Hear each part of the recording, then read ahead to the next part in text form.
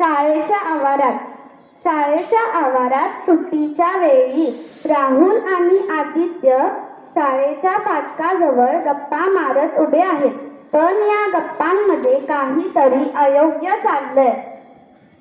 अरे राहुल, बघ ना, मी काहीतरी मस्त आणलं. गुटखा. अरे चल बघू, थोडं भारी वाटतं. हे आरोग्यासाठी चांगले आहे का? अरे बिंदास, खूप जण घेतात, थोडं भारी वाटतं. पण बाबांनी सांगितले होते की यामुळे कॅन्सर होतो. काय चाललंय इथे तुमचं? काय नाही सर, फक्त दाखवत होतो. मी ऐकलं की तू गुटख्याबद्दल बोलत होतास. माहित आहे का, याचा कॅन्सर होतो, दात खराब होतात, काही मृत्यू होऊ शकतो.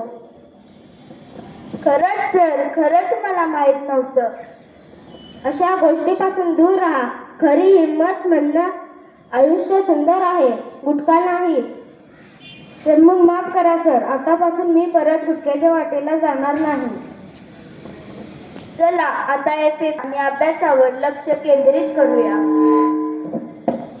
चला, आता या मुलांनी योग्य निर्णय घेतला. सगळे मिळून म्हणूया, तंबाखूला नाही म्हणूया, आयुष्याला सुंदर करूया.